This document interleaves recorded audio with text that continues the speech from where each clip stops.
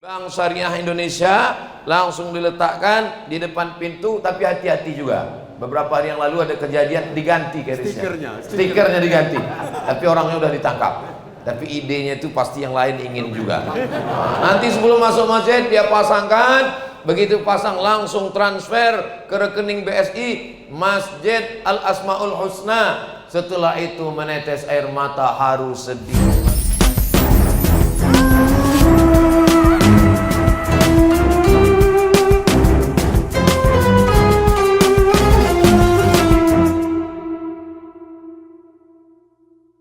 Orang-orang yang mati itu ketika ditanya, "Hai jenazah-jenazah, mayat-mayat, maukah kalian hidup lagi?" Semua mayat menjawab, "Laula akhartani ila ajalin qarib." Hidupkan kami walaupun sebentar, sekejap, semenit, sedetik saja ya Allah. Kalau kalian diberi kesempatan hidup sekali lagi, kalian mau apa? Mereka menjawab, fa as-sadaqah, kami mau bersedekah. Mengapa mereka tidak mengatakan kami mau haji? Mengapa mereka tidak mengatakan kami mau umrah? Mengapa mereka mengatakan kami mau bersedekah? Karena pahala sedekah mengalir ke liang lahat. Nanti pahala haji setelah hisab hari kiamat. Tapi pahala sedekah, membangun pesantren, anak-anak menghafal Quran, pagi, petang, siang dan malam, 1, 2, 3 sak semen, batu bata dan kerikil, mengalir pahalanya. Hadiahkan untuk almarhumah ibu, almarhum ayah. Ya Rasulullah, kata Sa'ad, ummi matat, makku sudah mati meninggal dunia. Afa atasaddaqu anha? Kalau aku bersedekah, apakah pahalanya sampai ke almarhum almarhumah? Kata Nabi, tasaddaq, bersedekahlah. Ayu sadaqatu afdal? Apa sedekah yang paling afdal? Kata Nabi, saqiyul ma, memberikan air. Buatkan sumur bor, sumbangkan WC toilet, sumbangkan kelas dan asrama. Itu akan menolong di hadapan Allah Subhanahu wa taala. Hadiahkan sebagai bakti kepada almarhumah ibu yang melahirkan, membesarkan, menyusukan. Tetes peluh keringan air mata, meregang nyawa, sobek dagingnya saat mengeluarkan kita. Bagaimana kita membalasnya? Mereka sudah menghadap Allah. Caranya bersedekah, niatkan, anaknya dapat, orang tuanya pun dapat. Tapi amal yang tak bisa dilakukan orang yang tak punya harta, badan pun sakit-sakitan, ridha menerima takdir Allah Subhanahu wa taala. Ketika semua orang sudah masuk ke dalam surga, Allah bertanya kepada penghuni surga, "Madza turidun?" Apalagi kamu yang belum dapat penghuni surga? Semua sudah kuberi. Kata penghuni surga, ada satu kami yang belum dapat. Apa dia? Ridhaka. Kami belum dapat ridhamu ya Allah. Kata Allah, yang mendapat ridhaku cuma satu, mereka yang ridha menerima takdir keputusanku. Inilah yang paling berat. Banyak orang ikhlas memberikan hartanya, banyak orang yang tulus memberikan darahnya untuk jihad fisabilillah, tapi kalau sudah menerima takdir Allah, berat rasa hati menerimanya. Wasta'inu bis sabri was shalah. Ridha itu hanya bisa ditolong dengan banyak-banyak sabar dan banyak-banyak salat. La haula wala quwwata illa billahil aliyil azim. Barakallahu li wa lakum fil Qur'anil azim wa nafa'ani wa iyyakum bima fihi minal ayati wadh-dhikril hakim wa taqabbala minni wa minkum tilawatahu innahu huwal ghafurur rahim. Jadi saya hari ini amat sangat bersemangat walaupun belum makan siang. Sangat bangga karena ada orang-orang yang punya telunjuk masih bisa dipakai untuk menolong agama Allah. Pakailah menolong agama Allah selagi masih bisa dipakai, digunakan. Kata Pak Gubernur tadi, ini mulai tunjuk-tunjuk, ini zalim apa tidak Pak Ustaz? Ini boleh apa tidak Pak Ustaz? Orang yang merasa teraniaya kena tunjuk, mungkin di dunia naik, darah tinggi naik, kolesterol naik, jantung naik, asam urat naik, tapi insya Allah nanti di akhirat berterima kasih. Karena dengan ditunjuk, berawal dari keterpaksaan, lama-lama menjadi kebiasaan, lama-lama menjadi keperluan, lama-lama menjadi berterima kasih kepada Tuhan. Karena berkat itulah menjadi amal jariah mengalir sampai hari kiamat insya Allah.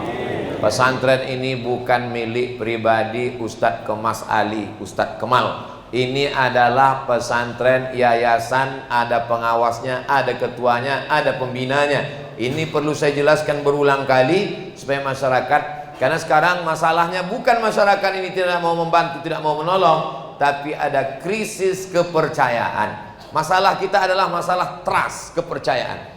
Kalau ada orang yang trauma dengan preman, tak terlalu masalah. Yang jadi masalah sekarang orang trauma dengan ustad. Menengok wajah ustad, inilah yang buat aku trauma nih Pak Ustad.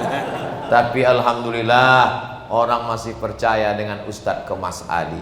Buktinya masjid ini tanpa ada mobil dicegat di pinggir jalan. Saya kebetulan membawa jamaah dari Kuala Lumpur yang berkunjung berjalan ke Bumi Lancang Kuning Riau. Saya pun jelaskan, ini kampung halaman saya, ini adalah dan seterusnya. Tak lama setelah itu di tengah jalan nampaklah orang membawa tangguk menampung duit 2.000 yang dilemparkan supir truk. Mereka bertanya, apa nih, ikan ke? Waktu itu hilang betul harga diri saya Pak Gubernur. Mau dijawab, susah tak dijawab. Saya alih-alihkan lah. Saya bilang itu ada apa sedikit, mungkin ada banjir tadi. Kita akan terus. Rupanya di Sumatera Selatan itu dilarang, tak boleh. Dia akan menjadi kecelakaan, membiasakan yang tak baik. Artinya memang di Sumatera Selatan tidak ada lagi orang model begitu.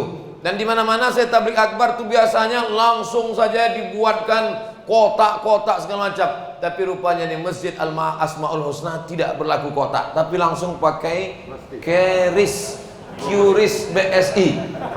Itu sudah ada di belakang. Minta tolong Pak Panitia bawakan ke depan. Ini saya tengok handphone udah hidup semua. QRIS. Ini insyaallah. Ini masya Allah. Tinggal nanti muncul Bank Syariah Indonesia, langsung diletakkan di depan pintu. Tapi hati-hati juga. Beberapa hari yang lalu ada kejadian diganti QRIS-nya. Stikernya diganti. Tapi orangnya udah ditangkap. Tapi idenya itu pasti yang lain ingin juga. Nanti sebelum masuk masjid dia pasangkan, begitu pasang langsung transfer ke rekening BSI Masjid Al Asmaul Husna. Setelah itu menetes air mata, haru, sedih. Lalu kemudian kawan pun bertanya, sedih mengenang almarhumah ibu? Tidak. Almarhum ayah? Tidak. Lalu kenapa menangis? Salah ketik. Angko kebesaran. Rencana mau mengetikkan 5 angko 100.000, terketik 6, sejuta jadinya. Andai masyarakat ini punya tabungan 100 juta, amin. Yang terkirimkan 1 juta untuk Masjid Asmaul Husna, terkirim 1 juta. Lalu kemudian malam itu malang tak dapat ditolak, untung tak dapat diraih, meninggal dunia. Yang dibawa mati yang 100 juta di bank itu atau yang 1 juta ini?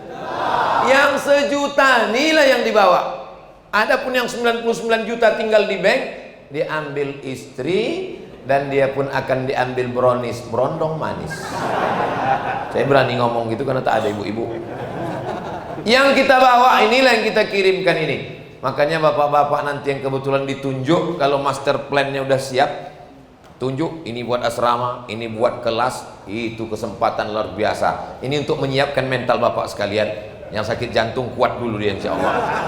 Kenapa demikian? Karena rumah yang kita tinggalkan dijual anak cucu menantu, habis diambil ahli waris, cincin emas, gelang, rantai, habis semuanya. Yang kekal abadi kelas sampai hari kiamat. Ini pondok pesantren wakaf. Wakaf itu tak mungkin dihibahkan, tak mungkin dibagikan ke ahli waris, tak mungkin diwariskan. Lalu apa untungnya untuk Ustadz Kemas Ali? Apa untungnya untuk Mas Furah? Apa untungnya untuk Ustadz Habib Mahdi bin Syihab? Apa untungnya untuk Ustadz Abdul Somad?